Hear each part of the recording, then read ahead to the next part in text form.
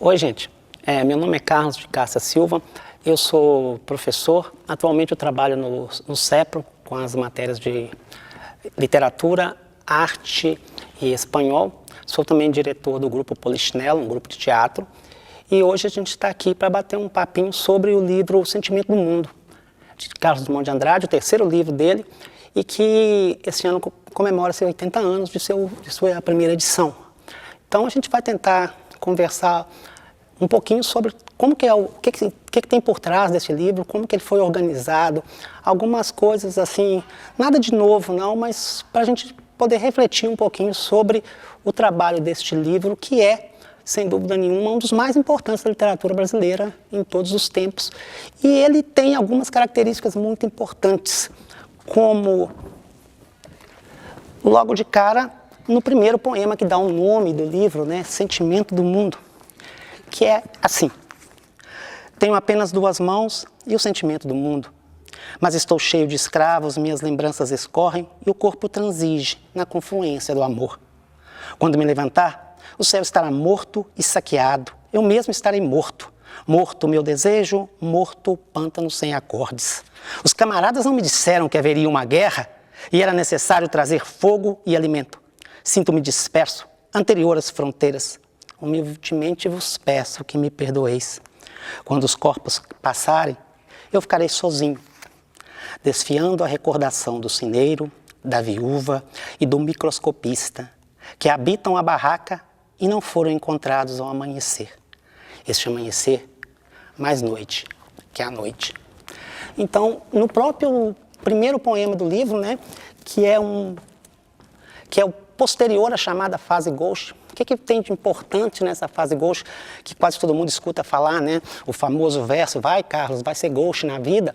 Essa fase gauche, que significa esquerdo, torto, pária, solitário, em todas as possibilidades que o termo sugeriu, em todas as suas plurissignificações, Drummond trabalhou com essa ideia durante dois livros, ou Alguma Poesia e o Brejo das Almas. Brejo das Almas, por si só o nome já é uma atração, né? Um paradoxo enorme, um brejo que atola, que prende as almas humanas. Nessa fase gauche, Drummond coloca-se como um ser que vive à parte da sociedade. Ele se volta muito para um eu lírico mais íntimo, mais preocupado com os sentimentos dele, propriamente, do que com temas mais universais e mais sociais, embora nessa fase gauche exista muita coisa de universal, né? Muita coisa de fantástico nessa obra, e já mostraria o que seria o maior escritor de poesia do Brasil do século XX para cá. E o livro Sentimento do Mundo, publicado em 1940, ele é composto de 28 poemas, escritos entre 1935 e 1940.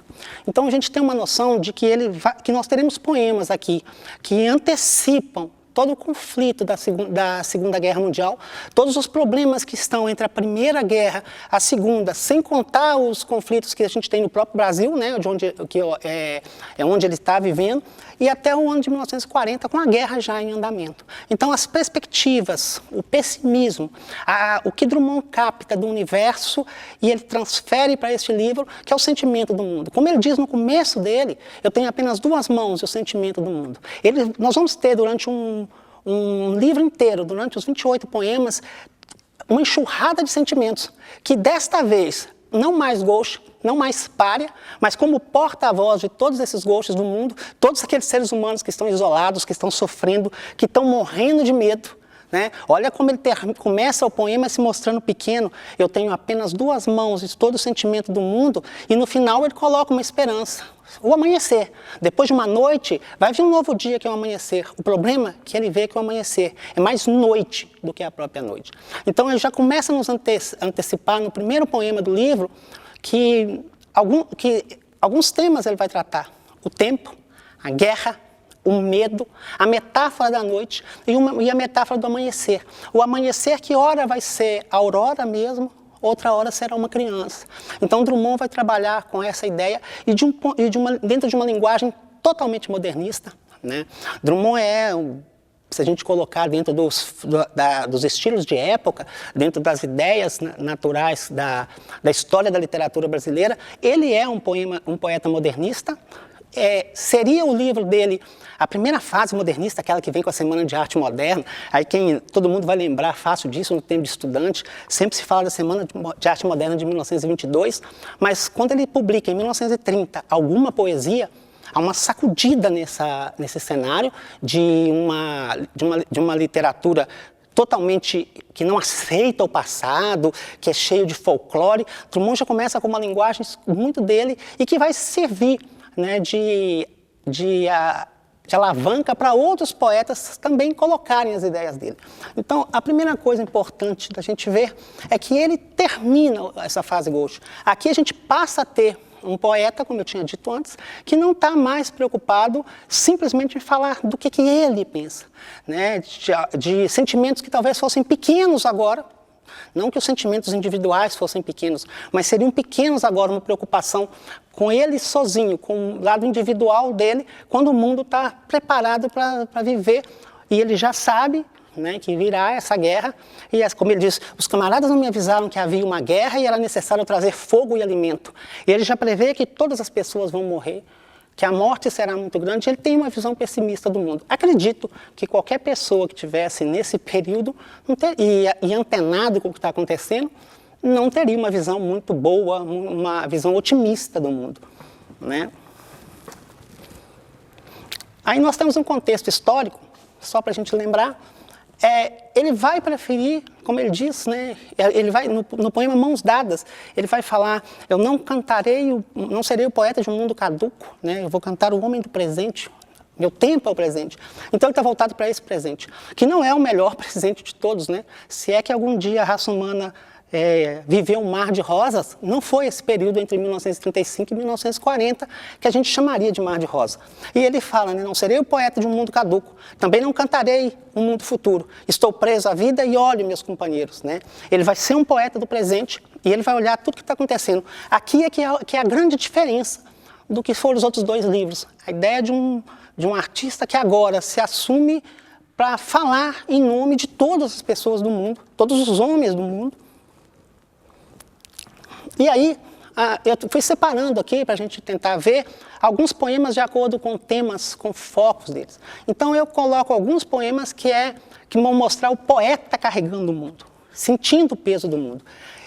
Aqui tem o sentimento do mundo, tenho apenas duas mãos e o sentimento do mundo. Estou cheio de escravos, minhas lembranças escorrem e o corpo transige na confluência do amor, né? E mais para frente ele vai colocar no outro poema, né, que é os ombros suportam o mundo. Não, meu coração não é maior que o mundo, é muito menor. Nele não cabem nem as minhas dores, por isso gosto tanto de me contar. Ou seja, aqui ele vai dizer, nos poemas dele não cabem só as dores dele, cabem as dores de todo mundo. E ele é pequeno para isso, mas ele vai tentar, e quando a gente fala vai tentar, a gente sabe que ele conseguiu, transmitir com a beleza, com uma capacidade única na literatura brasileira, esse sentimento do mundo, em poemas que ele carrega o mundo nas costas, né? Os ombros suportam o mundo.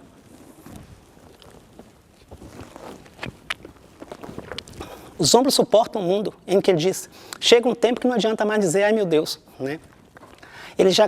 Esse tempo que ele pensa isso, que não adianta mais pedir por Deus, é o tempo da guerra, e a primeira característica do contexto histórico dele é essa guerra.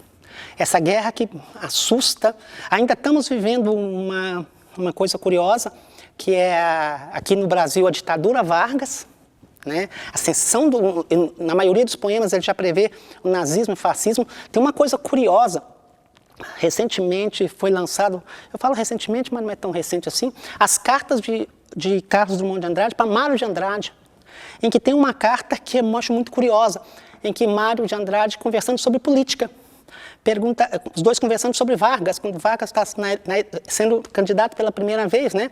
E Drummond fala assim, olha Mário, eu não sei, esse tal de Vargas tem um quê nele que me cheira ditador. Né? Ou seja, posteriormente o Brasil enfrenta uma ditadura Vargas e Drummond também será um dos poetas que terá problema com isso. Aliás, E ele vai deixar passar isso muito forte.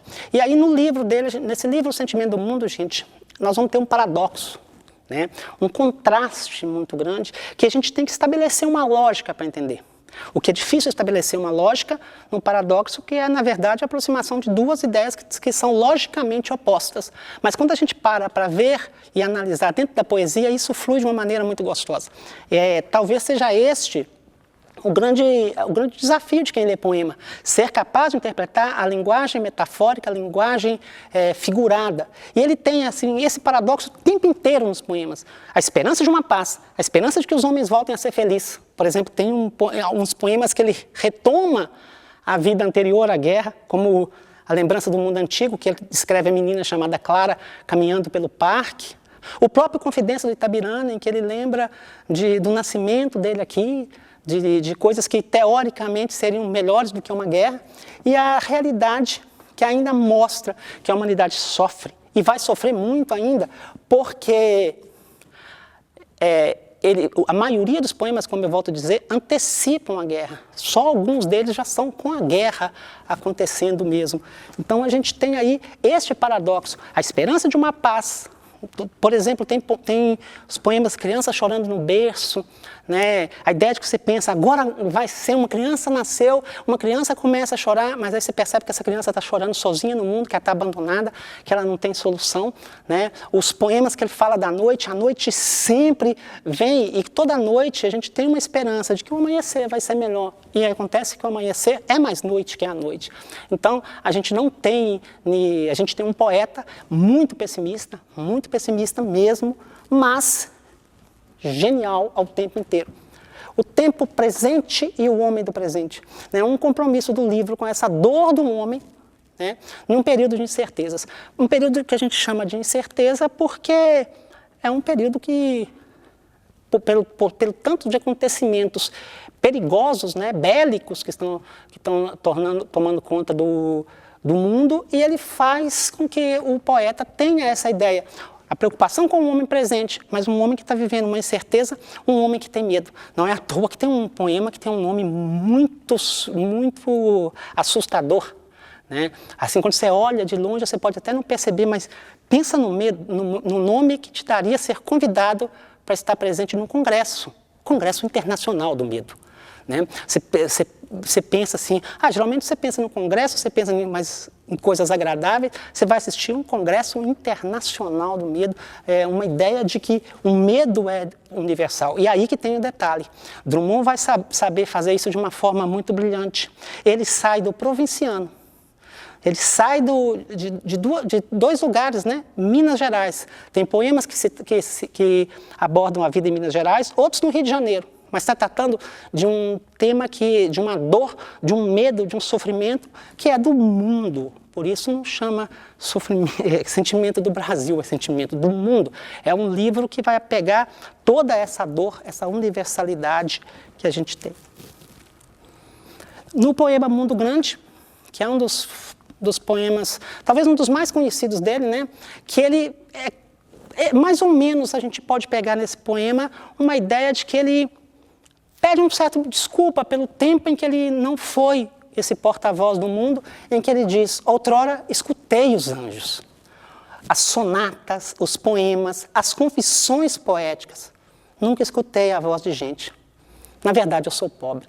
E ele deixa claro, assim, isso é um poema que discute a própria poesia dele, na ideia de que ele está fazendo o seguinte, enquanto ele escreveu na fase gauche, ele se preocupou com os sentimentos que eram deles, que afetavam a ele propriamente, e não essa ideia de ser o porta-voz de uma humanidade que sofre. Por isso ele disse, eu escutei anjos, eu escutei sonatas, poemas de confissões, né? Mas eu não escutei a voz das pessoas, eu não pensei em falar o que as pessoas sentem.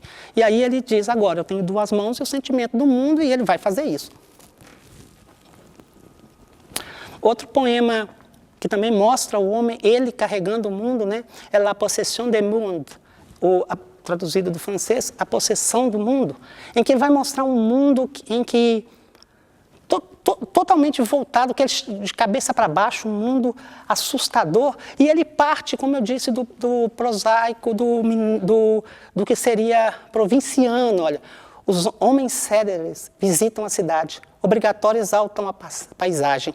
Alguns se arriscam no mangue, outros se limitam ao pão de açúcar. Mas somente Jorge do Mael passou a manhã inteira no meu quintal, ou antes no quintal do vizinho do meu quintal, sentado na pedra espiando mamoeiros, conversa com um eminente neurologista. Ou seja, aqui ele começa a discutir a própria ideia do mundo partindo do Rio de Janeiro. Aqui eu pus só um trecho, né, do poema, porque se a gente for ler um por um todos, a gente não sai daqui e não tem como fazer isso tudo, né? Então, já ele mostrando uns poemas em que ele vai discutir o mundo, mas ele passa da capital, né?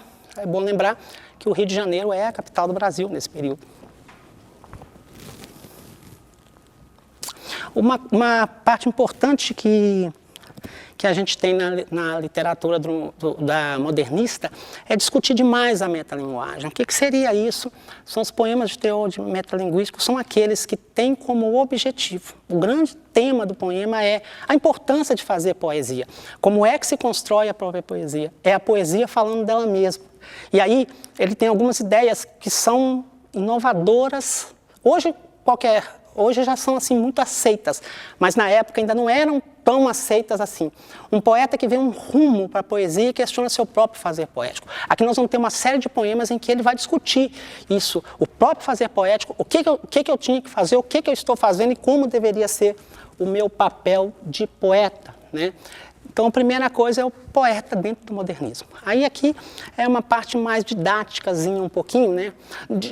Desde que ele escreveu A Pedra no Meio do Caminho, até o Sentimento do Mundo, é uma poética de transgressão. Ele, como quase todos os modernistas, ele fere alguns conceitos, transforma esses conceitos, trabalha com eles, dando a eles uma dimensão diferente do que a tradição poética sempre deu. O primeiro caso deste é o poema Operário no Mar, né? O Operário no Mar é um poema grande e ele é um poema que fica entre a prosa e o verso. Né? Ele não tem o esquema de estrofação, ele não é escrito com a tradição, as tradicionais rimas, as tradicionais métricas. Você tem uma dúvida se você está lendo um conto em prosa, se você está lendo um poema, e ele é o Operário no Mar, e que tem uma passagem muito, mas muito curiosa, que é o ponto em que, deixa eu só localizá-lo aqui rapidinho, que é o fato dele criar uma imagem muito diferente, que é uma imagem surrealista, em que ele fala assim, agora ele está caminhando no mar. Eu pensava que isso fosse privilégio de alguns santos e de navios. Drummond escreve um operário que tem a cor mais escura do que os outros colegas dele, caminhando na rua, e ele sente uma vontade de perguntar para onde que ele vai, e de repente eles colocam uma imagem bem surreal mesmo, de que esse operário está caminhando no mar. Ele não está caminhando para o mar, ele está caminhando no mar. E o poeta questiona, eu pensava que isso era privilégio de santos e de navios. Só santos e navios andariam no mar, mas esse operário caminha. Então esse é um poema que já tem uma certa transgressão do que é o estilo de poesia. Ele não tem a forma da poesia tradicional. Isso hoje não faz diferença mais, qual que é a forma poética, né? A gente tem aí, no fluir do século XX para o século XXI, a gente tem uma poesia que você escreve hoje do jeito que você achar melhor, quanto à forma, desde que ela tenha a sua qualidade, a sua beleza, não tem aquele tradicional de versos metrificados, de rima, como era a tradição parnasiana no Brasil, né, liderada principalmente pelo Olavo Bilac. E aí a gente tem este poema que transgride, outro poema que é muito bonito. É um dos poemas que eu mais gosto desse livro, a Elegia de 1938. Ela é uma breve ruptura com a tradição. Por que é uma breve ruptura? Né? Nem tão breve, talvez. Quando a gente fala de elegia, é um poema feito para homenagear alguém que tenha morrido. Tecnicamente ele foi feito para ser lido, para ser falado, como homenagem a alguém que morreu. Não à morte, como muita gente fala, homenagear a morte. Não é homenagear a morte, é homenagear a pessoa que morreu e pelos feitos dela. E aí ele faz, então, um texto de exaltação. Normalmente a elegia tem que ser um texto de exaltação. Ao fazer a elegia para o ano de 1938, ele faz um texto em que ele mostra um mundo que está sendo destruído, um mundo que vai ser totalmente arrasado, e ele vai colocando algumas características que são bastante importantes, como ele começa assim, olha: trabalha sem alegria para um mundo caduco, onde as formas e as ações não encerram nenhum exemplo. Praticas laboriosamente os gestos universais, sente calor, frio, falta de dinheiro, fome e o desejo sexual. Heróis enchem os parques da cidade em que te arrastas e pregonizam a virtude, a renúncia, o sangue frio, a concepção. À noite, se neblina, abrem guarda-chuvas de bronze ou recolhem aos volumes das sinistras bibliotecas. Amas a noite pelo poder de aniquilamento que encerra e sabes, dormindo, os problemas dispensam de morrer. Mas o terrível despertar prova a existência da grande máquina. Te repõe pequenino em faces de indecifráveis palmeiras. Caminhas entre os mortos e com eles conversa sobre coisas do tempo futuro e negócios do espírito. A literatura estragou tuas melhores horas de amor. Ao telefone, perdeste muitíssimo tempo de semear e adiar para o outro século a felicidade coletiva. Aceitas a chuva, a guerra, o desemprego, a injusta distribuição, porque não pode sozinho dinamitar a ilha de Manhattan. Ou seja, é um poema em que ele coloca aqui de vez o lado, a defesa do sistema socialista. Ele elege aqui o capitalismo, esse universo representado pelo poder da grande máquina que te destrói aos poucos, e diz que a única solução para isso é que você vai ter que aceitar essa miséria, porque você não pode dinamitar a ilha de Manhattan, né? O que ele escolhe Nova York, o centro da ilha de Manhattan, como o centro do capitalismo. Só de curiosidade, esse livro caiu no vestibular em 2001, quando teve o atentado nas Torres Gêmeas, e algumas pessoas até diziam que Drummond era profeta, que Drummond já previa que alguém ia destruir. Não é bem isso, né? Nem Drummond estava esperando que ninguém fosse lá e destruísse Nova York, nem coisa nenhuma. Ele apenas coloca uma metáfora: a gente não pode destruir esse sistema capitalista que faz a gente sentir menor, alguns sentirem menor ainda. E ele coloca como a ilha de Manhattan, mas ele, em momento algum, com toda certeza, ele pensou: vamos lá explodir prédio, matar os outros. Então a elegia de 1938 ele tem essa ruptura. É um poema que não exalta a beleza, nem homenageia um tempo. Pelo contrário, critica um ano de 1938. E, curiosamente, o outro ano começa a guerra, né? Madrigal Lúgubre, outro poema transgressor. O que é madrigal? É um poema bonito, leve, que se coloca sobre amor. É um poema, um dos grandes gêneros líricos, mas aqui a gente vai ter ele completamente oposto a isso, olha. Ele vai descrever quase um conto de fada, só que às avessas. Olha: em vossa casa feita de cadáveres, ó princesa, ó donzela, em vossa casa de onde o sangue escorre, quisera eu morar. Cá fora é o vento, e são as ruas varridas de pânico, e o jornal sujo embrulhando fatos, homens e comida guardada. Então, olha, a ideia de um poema que é uma... Tradicionalmente, os madrigais, eles foram feitos para cantar, são em tom alegre, mostram amor, descrevem mulheres belas, homens galanteadores. Ele coloca logo de cara sangue, cadáver, a destruição total. São as transgressões que ele faz dentro da característica do que seria a tradição das poesias. E é curioso ver isso porque é uma característica dos artistas modernistas, né? Outro ponto importante para a gente destacar é a temática social. Um poeta socialista, né?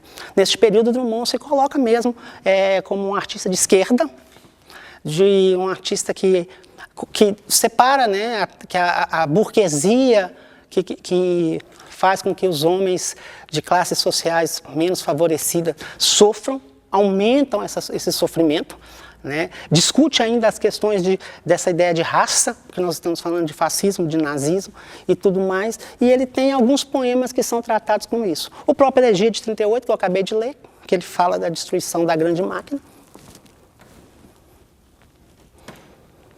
E o Privilégio do Mar. O Privilégio do Mar é um texto em que ele coloca a ideia de que algumas pessoas estão, olha, nesse terraço mediocremente confortável, bebemos cervejas e olhamos o mar. Sabemos que nada nos acontecerá. O edifício é sólido e o mundo também. Então ele coloca que essas pessoas que estão aí teoricamente em Copacabana, que era o grande ponto do Rio, né, elas não se preocupam, elas estão livres de toda a dor que está acontecendo.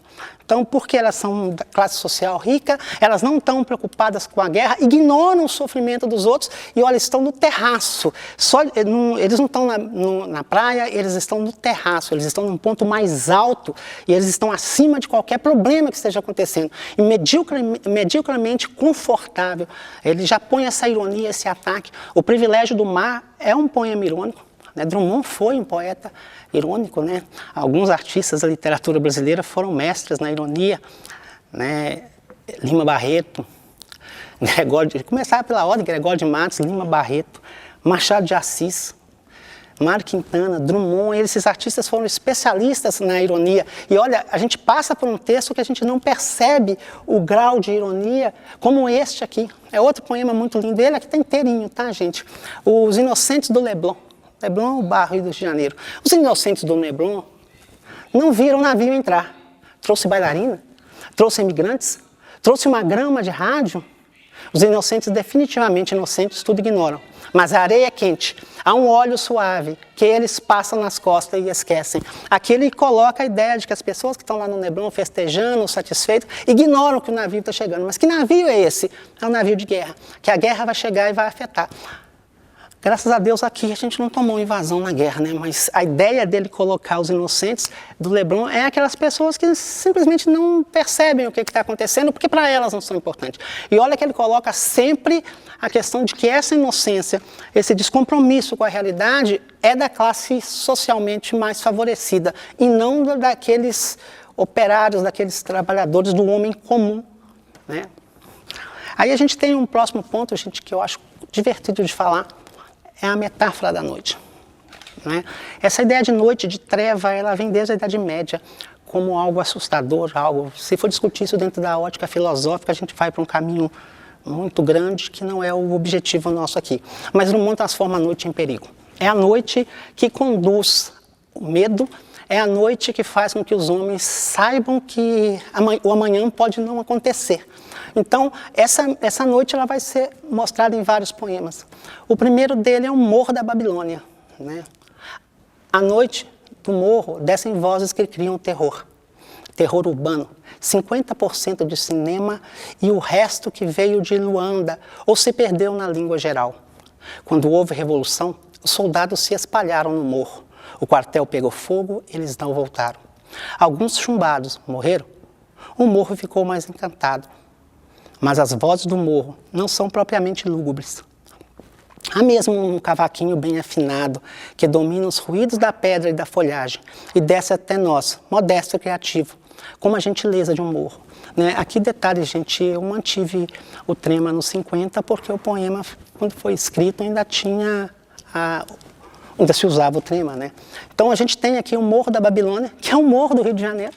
Não, e ele coloca a ideia de Babilônia, de tudo mais. Ele descreve as próprias favelas do Rio, que ainda não tinham tantos os mesmos problemas que a gente tem hoje, mas já eram problemáticos. E ele coloca já o nascimento do samba, dessas coisas, da festa, mas ele já mostra as coisas que a noite traz. E o outro poema muito lindo, né? Se alguém um dia tiver que falar que morreu e leu alguma coisa, que diga que leu Menino Chorando na Noite. É um dos poemas mais tristes e belos, talvez, do livro, né? Na noite lenta e morna, morta noite sem ruído, um menino chora. O choro atrás da parede, a luz atrás da vidraça, perdem-se na sombra dos pássaros abafados, das vozes extenuadas e, no entanto, se ouve até o rumor da gota de remédio caindo na colher. O menino chora na noite. atrás da parede, atrás da rua. Longe, o menino chora. Em outra cidade, talvez em outro mundo. E vejo a mão que levanta a colher enquanto o outro sustenta a cabeça.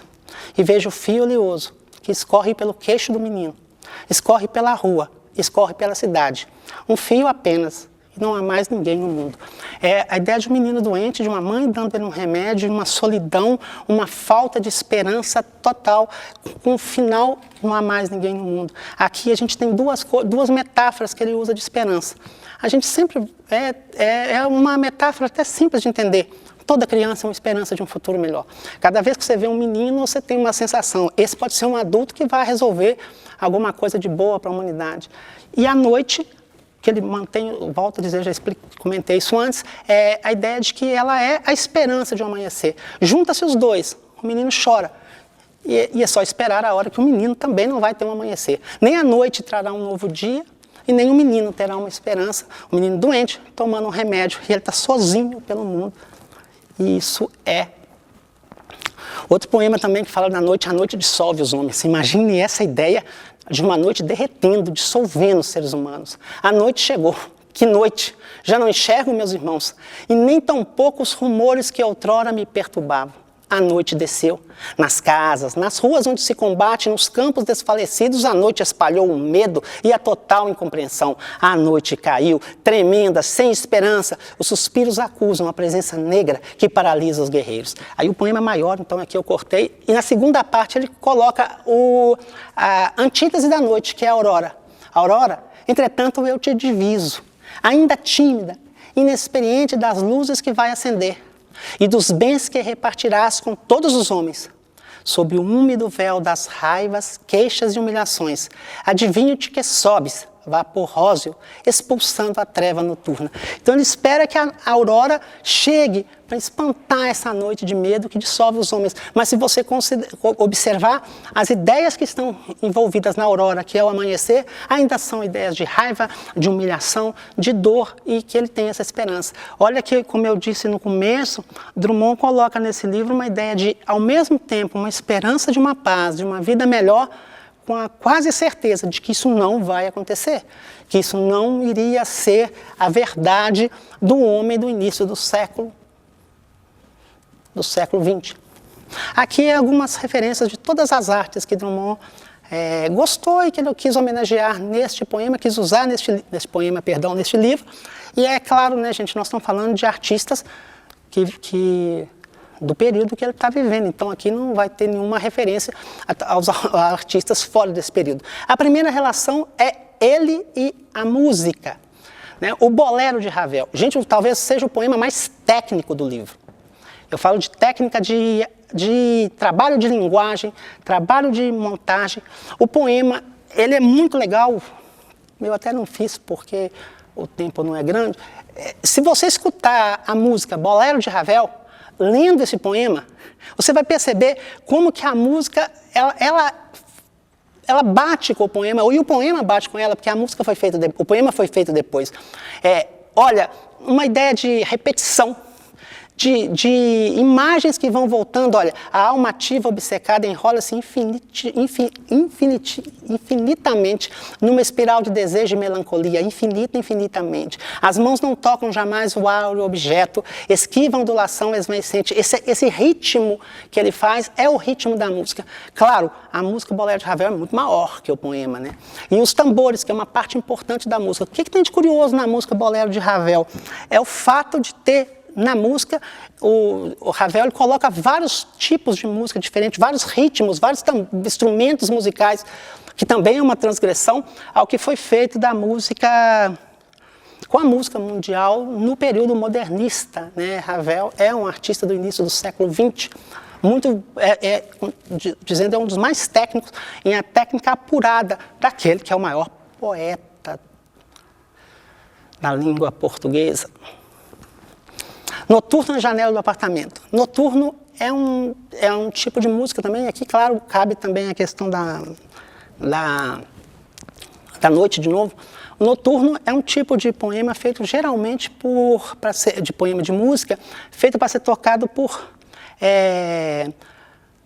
como música de câmara, e ele é especial para ser feito à noite, ao ar livre. Então imagina que é para um ambiente alegre, sentar todo mundo nos jardins, isso bem no início, bem no período antigo, e ele coloca, olha, silêncio em cubo de treva, num salto, e seria a morte, mas é apenas sob o vento a integração na noite. Nenhum pensamento de infância, nem saudade, nem vão propósito, somente a contemplação de um mundo enorme e parado. Então ele tem uma pessoa olhando da janela de um apartamento à noite e constatando toda a melancolia, toda a solidão e o sofrimento. E ele pega um noturno que deveria ser alegre e não é. Então ele vai relacionando isso com as músicas.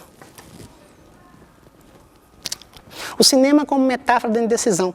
Drummond fez muitas referências a cinema, né? Muitos artistas da época dele, e um dos poemas que ele coloca sobre o cinema é a Indecisão do Meia.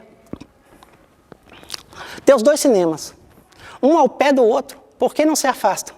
Para não criar todas as noites o problema da opção e evitar a humilde perplexidade dos moradores. Ambos com o melhor artista e a bilheteria mais bela. Que tortura lançam no Meia. Então aqui ele coloca os dois cinemas, os únicos que tem, um ao lado do outro, e aí você não sabe qual que você assiste. Aí você fala, mas nossa, fazer um poema é uma das características de Drummond, é esse lance do cotidiano virar algo maior. Não está discutindo aqui meramente a indecisão dos moradores do bairro do Meia de escolher qual cinema que eles vão. É toda a perplexidade, toda a encruzilhada, toda a dificuldade que o ser humano tem de escolher as coisas. E aí escolher numa época em que está muito difícil, né? Uma época muito assustadora para a raça humana. Drummond e a própria literatura, né? Referências a outros artistas de literatura que conviveram de certa forma com ele. Ode ao cinquentenário do poeta brasileiro. Nesse poema, que é muito grande, eu nem coloquei ele todo aqui, ele faz homenagem a Manuel Bandeira, um dos grandes escritores do modernismo e pessoa com quem Drummond tinha uma profunda amizade. Então ele faz uma homenagem aos 50 anos do poeta brasileiro. E olha como é que ele chama do poeta brasileiro, Manuel Bandeira, porque é um dos grandes artistas do modernismo brasileiro, um dos maiores escritores que o Brasil já viu, né, de poemas, e Drummond presta essa homenagem a ele no Ode ao Cinquentenário. Ode, para quem não conhece o termo, é uma poesia longa e feita para exaltar, elogiar uma pessoa. Quando você vai elogiar uma pessoa, você compõe uma ode. Quando você vai fazer um elogio a uma instituição, a um país, você faz o hino. É por isso que o hino geralmente é musicado, a ode nem sempre. Mas ele faz uma ode para a Bandeira, mas uma ode dentro do estilo modernista. Ele não está tão preocupado com aquelas regras todas que envolvem a tradição literária. Outro poema muito legal também, assim, quase todos são tristes e por isso talvez sejam bonitos, né? É o Ode ao Juízo Final, em que ele coloca uma homenagem a todos os poetas, e ele acha que a poesia está correndo um risco de morrer. Afinal de contas, todo mundo está correndo um risco de morrer. Poeta de camiseiro, chegou vossa hora. Poetas de elixir, de inhame e tonosfosfã, chegou a vossa hora. Poetas do bonde e do rádio, poetas jamais acadêmicos, último ouro do Brasil. Em vão assassinar a poesia nos livros. Em vão houve o push, tropas de assalto, depurações. Sobreviventes aqui estão os poetas honrados. Poetas diretos da rua larga. As outras ruas são muito estreitas. Só nesta cabem a poeira, o amor e a light. Aí ele vai colocando a ideia de que a poesia tem que sobreviver nas mudanças, ela tem que sobreviver. Alguns tipos de poetas vão morrer e outras terão que sobreviver ao progresso, representado no final pela Light, né, a empresa de luz.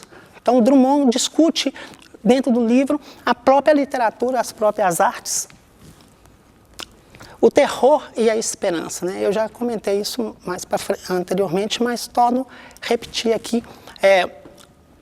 O choque entre o horror e a esperança. O horror sempre marcado pela noite, pela guerra, pela miséria, pela fome, pela injusta distribuição, e a esperança no menino. A gente vai ter os poemas que tratam disso, gente, que é o menino chorando na noite, a canção do berço e o Congresso Internacional do Medo, né? São os poemas que a gente mais verá isso.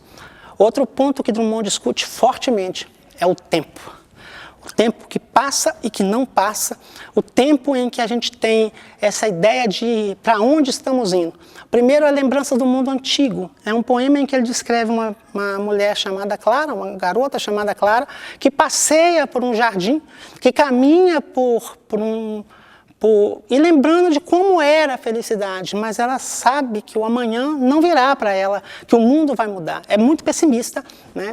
As dentaduras duplas, né, em que talvez o poema em que trata o indivíduo assim, o passar do tempo, mas a velhice chegando, como que o ser humano se coloca dentro da velhice, com uma certa ironia para a dentadura, né? Mãos dadas, a Elegia de 38, Os Mortos de Sobrecasaque e A Tristeza do Império. São os poemas que ele discute o passar do tempo, que ele discute como que isso arrasta e como que o tempo é um castigo. E nesse jogo do tempo, ele faz uma oposição entre Minas e o Rio de Janeiro. Não é aqui uma questão de qual cidade é melhor, qual lugar Drummond gostou mais. Essa ideia que já existiu há muitos anos aqui em Itabira, que ele detestava a gente, isso, pelo amor de Deus, eu acho que já está morto, enterrado, igual no Sentimento do Mundo fala, né? Os cadáveres vão passando. De Minas Gerais, e não só de Itabira, né? Ele tem A Confidência do Itabirano, a Canção da Moça Fantasma de Belo Horizonte, em que ele cria uma lenda urbana. Acho que todo mundo já escutou falar da moça fantasma que assombra as ruas. E ele descreve essa moça fantasma de Belo Horizonte como lembranças de um tempo antigo. A Confidência do Itabirano é o segundo poema do livro, né? Que ele coloca como que ele era, quem ele era, nascido em Itabira, criado aqui, traz as lembranças de Itabira.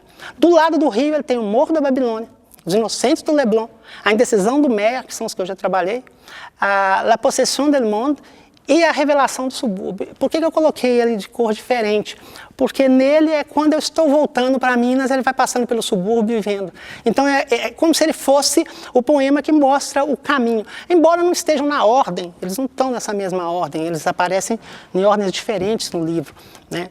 Não tem uma ordem, uma sequência assim, agora eu estou falando do tempo, agora eles vão se construindo, o livro vai se construindo por ele mesmo na passagem das coisas, né? O que ele trata do indivíduo, ainda dentro desse isolamento que agora da fase gauche, que se abre para o sentimento do mundo, ele ainda tem alguns textos que ele trata do indivíduo mesmo. Seria A Confidência do Itabirano, A Revelação do Subúrbio e A Dentadura Dupla. Claro, gente, isso vai aparecer em outros poemas também. Eu estou colocando alguns, caso alguém nunca tenha lido o livro ou queira ver, para ter só como umas pequenas dicas, né? Porque nada do que eu estou falando aqui é novo, né? Acho que todo mundo quem já leu o livro já percebeu isso, né? A intenção é só propor mesmo uma reflexão. A Canção da Moça Fantasma de Belo Horizonte, que é grande também, eu não pus ele inteiro. Eu sou a moça fantasma que espera na rua do chumbo, o carro da madrugada. Eu sou branca, longa, fria. A minha carne é um suspiro na madrugada da serra. Eu sou a moça fantasma. O meu nome era Maria, Maria que morreu antes, né? Então é uma lenda, né, de que essa moça fantasma que foi abandonada e morreu. Quase todo mundo já escutou isso, em quase toda cidade do mundo tem uma lenda urbana sobre a moça fantasma, né? Eu me lembro de quando eu estudava no ensino fundamental, que falavam para a gente tomar cuidado, que tinha uma moça que aparecia e ia fazer uma série de coisas com a gente. E no fundo a gente só pensava assim, tomara que faça mesmo. Era tudo que um monte de crianças e jovens pensavam. E essa lenda que vai espalhando pelo mundo afora, a canção o poema da necessidade. O poema da necessidade, ele é, como ele diz, a própria necessidade, né, gente? Deixa eu pegá-lo aqui. É preciso casar João. É preciso suportar Antônio, é preciso odiar Melquíades, é preciso substituir nós todos, é preciso salvar o país, é preciso crer em Deus, é preciso pagar as dívidas, é preciso comprar um rádio, é preciso esquecer fulana, é preciso estudar Valapoque, é preciso estar sempre bêbado, é preciso ler Baudelaire, é preciso colher as flores de que rezam os velhos autores, é preciso viver com os homens, é preciso não assassiná-los, é preciso ter mãos pálidas para anunciar o fim do mundo. Então o poema da necessidade também é um poema em que tem que se aceitar tudo, é preciso de tudo, mas é preciso de tudo mesmo para anunciar que o fim do mundo vai chegar. Não se pode esquecer que o texto tem, o livro inteiro tem esse tom de pessimismo enorme, né? Então, basicamente era isso que a gente tinha para falar.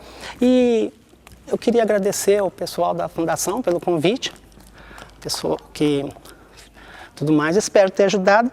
E como diria no próprio poema da necessidade, é preciso ler Dumont, é preciso que as pessoas leiam.